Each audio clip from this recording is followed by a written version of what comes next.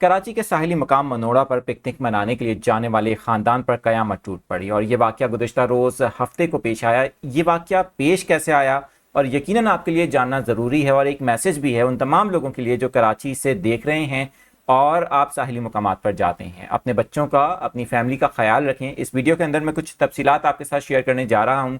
آج اتوار کے روز اس واقعے سے متعلق کچھ تفصیلات ہمارے پاس آئی ہیں، وہ آپ کے ساتھ شیئر کریں گے۔ ایک شخص جو ہے اس کی اس وقت تلاش کا عمل جاری ہے۔ 4 افراد ہیں۔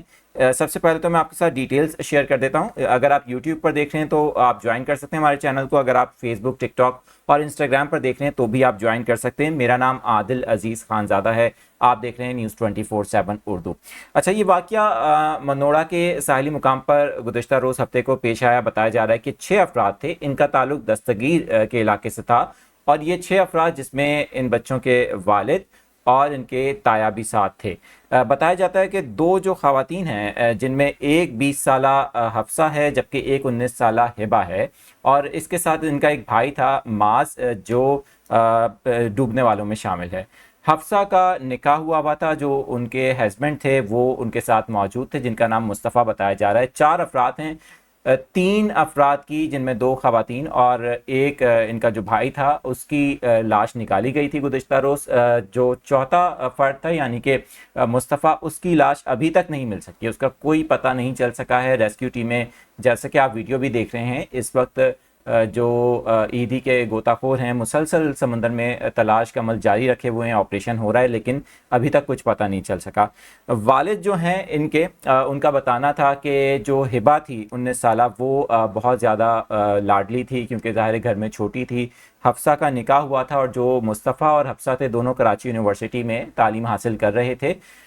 یہ ایک بہت افسوسناک واقعہ ہے، لیکن یہ پیش کیسے آیا واقعہ؟ دیکھیں، ہوتا یہ بعض اوقات کہ جب بھی اس طرح کے مقامات پر آپ، پہلی بات تو یہ ہے کہ پریکاشنز کا استعمال کریں۔ ساحلی مقامات پر، ہاکس بے پر جائیں، اس مقام پر جہاں پر سی رف کنڈیشن ہے تو کوشش کریں گہرے سمندر میں کبھی بھی نہ جائیں۔ دوسری بات یہ کہ اگر کوئی آپ کے ساتھ لیڈیز ہیں تو کوشش کریں ان کے ساتھ آپ کبھی بھی گہرے سمندر میں نہ جائیں، کیونکہ ایک انسان کی غلطی کی وجہ سے باقی لوگوں کے ساتھ بھی اس طرح کے واقعات ہوتے ہیں۔ اور اس کیس کے اندر بھی کچھ اسی طرح کا واقعہ نظر آتا ہے، کیونکہ 2 خواتین تھیں، ایک لڑکی 19 سال کی تھی، ایک 20 سال کی تھی، ان کے جو ہسبینڈ تھے، باقی ایک معاذ جو سر سید یونیورسٹی سے انجینئرنگ کر رہا تھا، جس کی لاش نکالی گئی ہے۔